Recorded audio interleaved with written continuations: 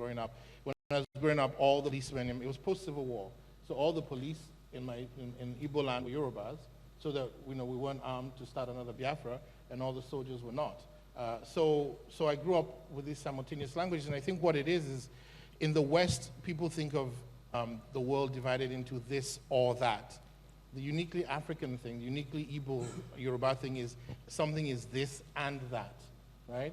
That's why we say, a child can never outrun their own shadow, right? And this is something that is beautiful. So it's this notion of doubling. So for me, linguistically, these two languages didn't, as all languages did, don't evolve to communicate. They evolve to become existential ways of understanding self, which is why proverbs and all this stuff are so beautiful and prevalent in all the languages. You can't ask someone at dinner when I was growing up, could you pass the salt, without someone telling you, be careful you don't oversalt your life. So nothing, everything is sort of complicated and layered in this way. So you're always writing from the interiority because you're always living in that interiority. So I don't think it makes much difference. If anything, what happens is that there is a possibility that distance allows you a different perspective. But I think that I was always a weird kid, right? I was always the kid in Nigeria that didn't quite fit. There were many prayers for me, many exorcisms were held to cure my Ogbanjeness. And so I think I've always just been slightly to the left of everything. So I think I just write from there. Before I go to Isi, so you say the idea of home is very fluid. If you were living in Nigeria and writing from here, would you still feel the same way? Don't forget that so I was 16 when my first novel was published here by Dilibo Nyama's Delta Press. So I'm writing here, 16 years old in the 80s. The novel is called Masters of the Board. It's about neo-Nazis taking over Nigeria to institute the Fourth Reich. And it happens in Berlin, it happens in Sao Paulo, it happens here. And the lead is a guy called Kayode Williams, who's the Nigerian James Bond. So come on now, how much more displaced is that already? I'm writing here at the time, so I don't know that it would have, I think the only thing that would have happened is that I would have been publishing less and less because, the weirder and weirder you get in Nigeria, the less and less, the more people apologize for you in public. And they say, we're praying for him, it's not working. So your Ogbanje is real. Your Ogbanje is real. So, Bros, how does being away for so long affect your literary output? I think, I'm sorry, I lost my voice. I think Abani has done something. Yeah, but I'm a strong man. Now, the struggle continues. I'll try and project. For me, I think that I used to find the poems by Dennis Osadebe and Azikiwe and quite people of that generation. I used to find their poetry cringe-worthy. I read the poems and they are talking about Mother Africa and they are talking about return to my dear native land. And, I read it and I would cringe and say, what's wrong with these people? Why are they writing in this way? And then, in some way, I've become them. I think that when you leave Nigeria, for me, I can't speak for every other person, but for me, I discovered that it was when I left Nigeria that I actually became more Nigerian. And that has actually intensified in so many ways. I consistently followed the under-17 soccer thing. That's something I would never do if I lived in Nigeria. I'll probably watch the finals, and that's it. But I followed it consistently. I was cheering for them. I was rooting for them. So I've become, I think that living here has made me realize my Nigerianness the way I never did while I was here because I took it for granted. I was telling Chris the other time about my relationship with Fela Kuti and how even though I lived in Ikeja, I went to the shrine maybe twice with friends very late in the night, and while we were there, we were not even listening to the music. We were just gisting and drinking and looking at the stage because I took it for granted. And then when I left Nigeria, I began to listen to his music more and more, and I've spent half of my income buying his CDs on iTunes or his songs on iTunes, you know. So And let me just say, Yeah, sure. so I sat next to this dude, and the first thing he said to me is, how many Fela songs do you have on your iPod? yeah, And that's I said, you know, I said, I Bragging don't know rights. a few. Yeah. He opens his iPod, Yeah. 28 albums. yeah. Can you So match that? yeah, you know, it's like a pissing contest for me. You know, that's how I measure. You know, that's how I measure your Nigerianness. You know, how many Fela Kuti albums do you have? And so that was something I never. When the albums came out, when I was growing up here, you know, you listen to them, you hear them, and then that's it. You just shrug. You know, Fela, Jaguda music, he's done his own thing. You know, but now it's different for me. So I think that my relationship with Nigeria, my relationship at home, has actually intensified because I've left home.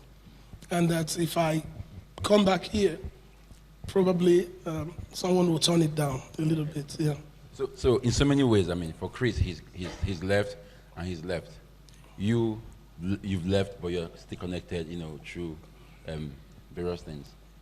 I said before that when they were putting this panel together, I'm not sure they were aware of what they were doing, but your books, right, seem to give a nod to America. You had Graceland with Elvis. Then you had Version of the Flame, which is LA. Then you have Secret History of Las Vegas. And your first book was Voice of America. Yes. So was that like saying America, we're here, or America, accept us? What was it for you? The title, Voice of America, was, I didn't even know that was going to be the title of the book. Yeah, because there are so many, it's a story collection. There are so many other stories there.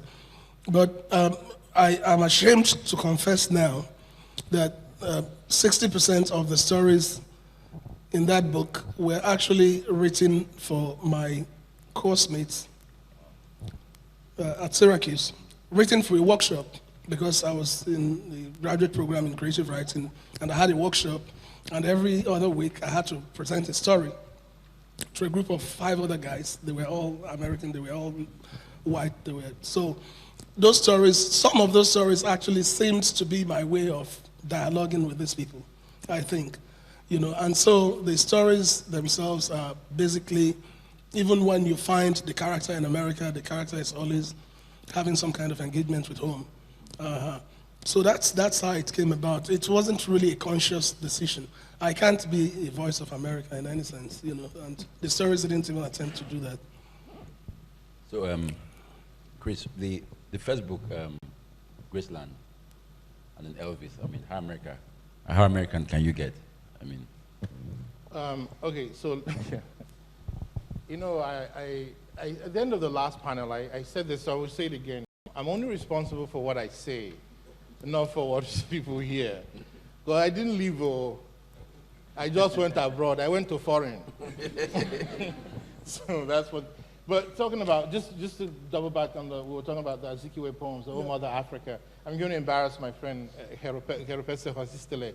So Poetry Africa 2000, and his best friends call him Willie. We're at the performance in the theater, and some of these young South African poets come up. Oh, Mother Africa, Africa this, Africa that, and so Willie's sitting like this.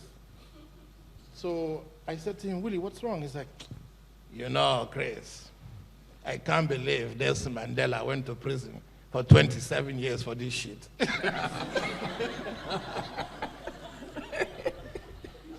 And so I bring that up partly to sort of talk about that issue, but also because Willie had lived in America for a very long time at this point. So there is really no way to shake your atavistic self, right? So you're always writing from your childhood. In fact, everything you are as a writer is formed by the time you're 12 or 13. The rest of that is like variations of it, you know? So talking about America, first of all, you know, I went to Imo State University here. And at the time, every Igbo man wanted to be American. But they like to blow from air, but you can only hear the last word. Nah, man. So people come up to you, man. So, man, shit. Like, can you just, even now you say, what's going on? What happened, you know? And so to start to talk about the idea of me talking about America as though it's something I brought because I went to America, it's actually to misunderstand Nigeria itself. Even when I was a kid, you go to see magician in the motor park. What is the chant? Come and see America wonder. Come and see America wonder. Right? So the term American no longer applies to the United States anymore. So much of what is Americanness is always defined from outside. And right now, it's a kind of global capitalist identity. And so it involves things like Coca-Cola, it involves things like Adidas, the FUBU, you know, like the guy you see on Bar Beach who's wearing FUBU tracksuit or dress shoes, you know. So always America has been prevalent in the Nigerian imagination, more so actually than Britain in terms of creativity, because of movies, because of television. And so my cousin is named Elvis, and we know we all have these names. So for me, when you watch a Jasco dancer dancing, first of all, Jasco people paint their face white, and they wear women's wig to try and do that, you know. So, and if you think about early Geraldo Pino even, imitating James Brown, there's already so much what I would call whiteface at play within Nigeria. Nigeria is one of the places also that has so much Orientalism. You know, to be a good native doctor, when I was growing up, you had to have trained in India on your sign, right? So it was a very cosmopolitan Nigeria, and I keep saying this, and I think post-1979, that cosmopolitan Nigeria started to drift away. When I was growing up, Leventis was owned by the Greeks, Kingsway was an Indian outfit, we had Barbie dolls when I was growing up, we had television shows from all over the world. So to be Nigerian is a way more complex identity, and I think that we actually give it credit for, and a lot of it is not based, so much of it when you're middle-class Nigerian is actually not based so much on even what I would call traditional values. Sometimes what we have started to call traditional values here are warped Victorian colonialist ideas that an elitist class have brought with them. So I think for me, it is American, but it's an Americanness that is about informality, that actually recognizes the complex melange that everything is, a kind of collage. So for me, it's not about celebrating America. It's really talking about this, because what is attractive to non-Americans about America? Oh, sorry. What's attractive about America to non-Americans is not the idea of how superior it is. It's the informality. There's an informality to American culture that is very sexy to all of us who grew up in very protocol-heavy, you know, Eka Roma, Eka Rosa, you know, cultures.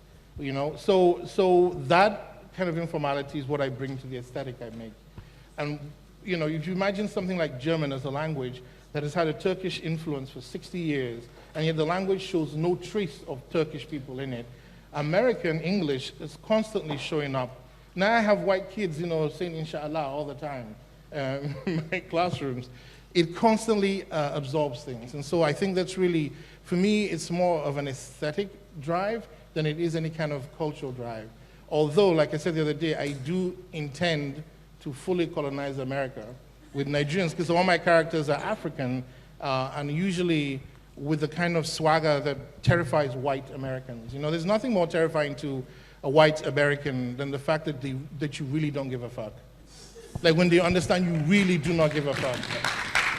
And this is why Nigerians are maligned the way they are maligned, because you know how we are now. Like even the other day I was standing with some Nigerian friends at a conference, and I introduced them to my friend Harry, and I said, Harry is from Zimbabwe. And they all went, hey, like, oh, poor guy. Like, Uncle oh, you were born in Zimbabwe. Oh, how terrible for you. So there's Nigeria, and then there's the rest of the world. So I don't want the kind of ideas of my relationship to that kind of aesthetic to be conflated with any kind of awe of it. It's really rather just a way to continuously undermine essential identities. And you know, here we are so good at essential identity. Nobody can preach church like us, right? So I think that my work exists less to trouble the external, but more to trouble the internal idea of what Nigeria really means and can mean, and what that identity can mean for different people. Okay, cool. I'm going to have Chris and Issy read from their works. I mean, I've mentioned 2 books now. This House is Not for Sale and The Secret History of Las Vegas. There's something that I mean, I'll point out. The books have gradually, you know, sort of lost Nigeria. This last book, there's somebody from South Africa, but there's no Nigerian in it. The one in LA had black who was half Igbo and half Salvadorian, I think. Then for EC, I said in your book, there's something that I want to call desperate recollections. It's like you had a catalog of urban legends we all knew growing up, and I think those who grew up in Bendel and the eastern part of Nigeria will remember some of them. But I have Chris read, and then EC will read, so that we can understand and engage with the book on a more different level. So, who goes first? Who's been away longer? Okay, Chris. Welcome. All right, so The Secret History of Las Vegas. Well, it's essentially an Igbo novel because an Igbo man wrote it, so there we have it. But it's a bizarre book about, it's about recolonizing Las Vegas and turning it into Joburg. But it's hard. It's a thriller about conjoined twins who may or may not be serial killers, and how they need to figure this out. And the protagonist is from South Africa. His name is Sunil Singh. He's biracial. I'm very intrigued by biraciality, maybe because I am biracial myself, but then, you know, I think of all the ways in which my work resists purity and resists the notion of forgetting. But so Sunil is in love with a prostitute called Asia, and I think he's in love with her because he can't really have her. So there's a section of the book in Asia's voice talking about what it means to be a prostitute. And the section is called Verb. We are many things: shapeshifters, actresses, mothers, sisters, virgins, whores, homemakers, and home wreckers. But more than anything, prostitutes are mirrors. We reflect only what the John wants, what he has paid to see, to experience. There are many different kinds of men and a prostitute to match each need. In that way, the best prostitutes are those who aren't even there. Not really. Where only the desire of men slowly taking shape in the muted lights and scented rooms of their shame and need. I have never figured out why we call our customers Johns. Some say it's because men arrested for soliciting always give their names as John Smith. I don't care much for this stuff. The origins of things is more Sunil's thing.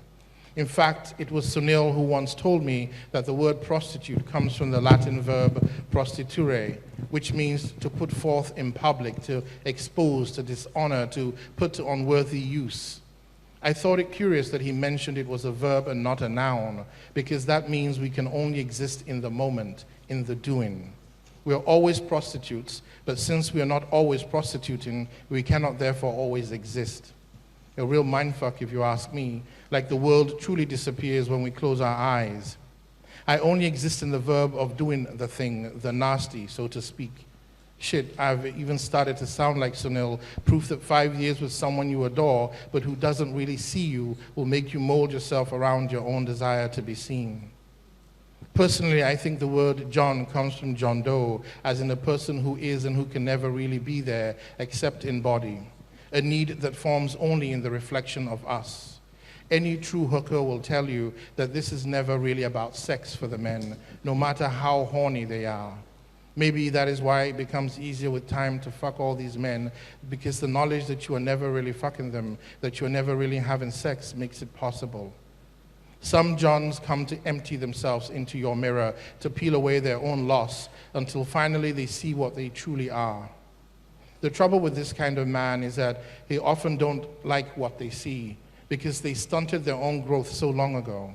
What is most longed for, their deepest nostalgia, is lost forever. And while that youth that they imagine, that virile self who could have taken over the world, is dreamed of, the truth is that in the face of the mirror of the prostitute, they're little more than grotesque dwarfs. And then the desire for you turns to hate. These men vary in tone from very mild assholes to very dangerous, violent men. And hookers learn very quickly how to obscure the true face of the monster in the mirror. It can never be fully obfuscated, but it can be mitigated, the John brought back from the edge before it's too late. The other type of man wants to be kind. He wants to lavish attention on you, gifts even. He will pay you more to let him kiss your lips, your breasts, and your vagina, to trace his breath on your neck in tender arousal, to bury his nose in your hair and nuzzle you. He will try very hard to make you come. He will ask you your name, your real name, whisper it as he enters you. He will always be clean when he comes to you, will always smell good, will never disrespect you, and will always act like he's on a real date with a woman he loves or can love. But he cannot. And this is why he has chosen you, because you will let him love you, but only in the ways he wants to, the ways he thinks you should like it, the ways in which he's capable, the ways that make him feel good. For him, you reflect how gentle he is, how special, how unlike other men he can be, how he is the man all women dream of, how he is misunderstood, hurt by his own deep tenderness. He's a deeply wounded soul yearning to be beautiful, and there lies the danger. Some girls become entranced by him and fall in love with him. Yes, prostitutes do fall in love. And this kind of man can never love you back. Not in any real way, because not even you, with all the true gifts of the courtesan, can live for any length of time in the illusion that he has of you, wants of you, even demands of you. You'll be too tired to have sex some nights. You'll want him to fuck you in the ways you want to be fucked. You will grow tired of always having to reassure him that he is good, that he is loved, that he's everything you don't deserve. And so your heart will get broken. The deeper danger, though, with this kind of man is that the monster he sometimes glimpses in the mirror of you is so far away from what he can accept about himself. Because unlike the asshole John, this John's vision of himself is not of a virile man who dominates women. It is of a saint. When the saint glimpses the monster, if his will is too weak, he turns not into an enlightened one, but into the worst kind of violent man, the kind who will burn down the world. But in the end, I suppose, all hookers are women, and so we are drawn to this flame of destruction by our own need, the need that has been eviscerated from us, by our own fear, the fear that has been instilled in us, by our own weakness, a weakness that patriarchy has stolen, which is, I suppose, that we all want to fall in love. At least, this is what I want. I want Sunil to fall in love with me, to say without reservation, Asia, I love you.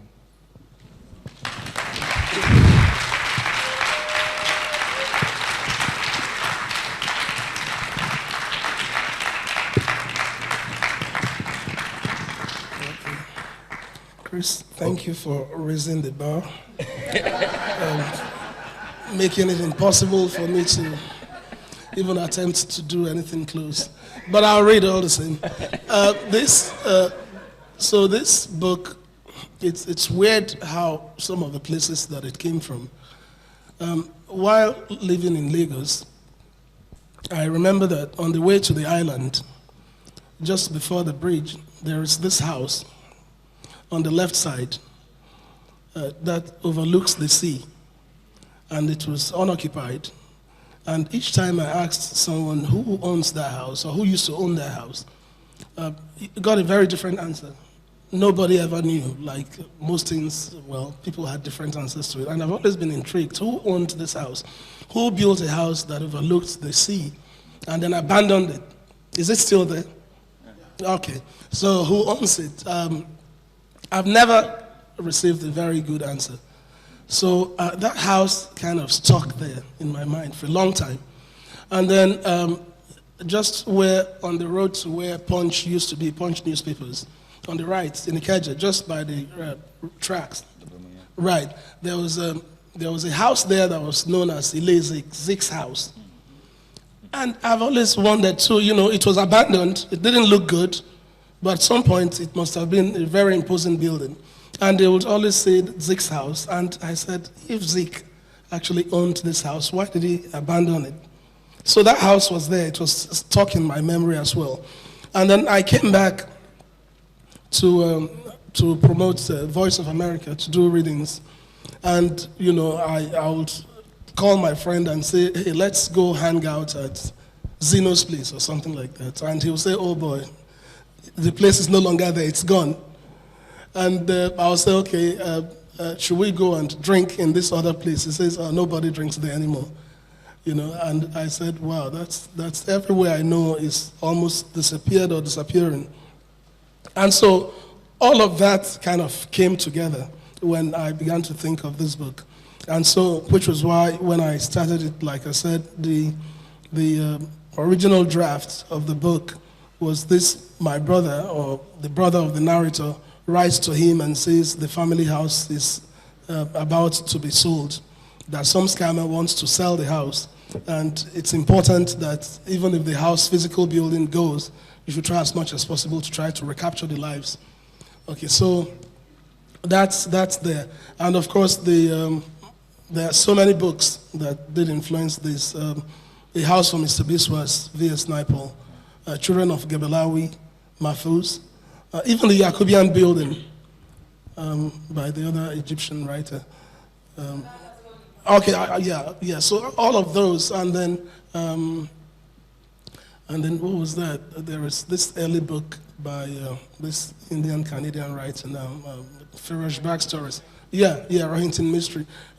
So all of those just kind of came together when I was doing this. And so I'll read from like the second to the last part of the book. It's a character called Ibe. Ibe said, I must give the house a befitting name. We all called it the family house, I said. By what other name should I call it? You must give the house a name that evokes prestige, a name that will make people respect the people who lived in the house and the house itself. So what name do you suggest I call it? You can call it the White Castle of Peace. But it was not white in color, it was not a castle, and it was not that peaceful, I said. You can call it the Grand House on the Hill. You can call it Eagle Terrace. You can call it the Purity Villa. You can call it Peace Haven or Giant Oaks Villa. Give the house a name, a good name, because a good name is better than gold, and a man's house is his castle, and every man is a king in his own abode. And what about Grandpa and all the things that happened in the house? I asked Ibe.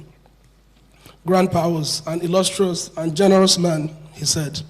He fed the poor and the beggars. He clothed the naked, the orphans and the widows. He was a man of legendary generosity.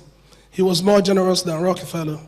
He mounted loudspeakers outside so that people could listen to the music he listened to. He entertained himself and he entertained others. He invited the whole street to come and watch television in his house.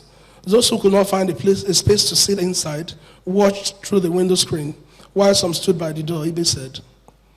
And what about the woman who was stripped naked and had her head shaved and was paraded around the town?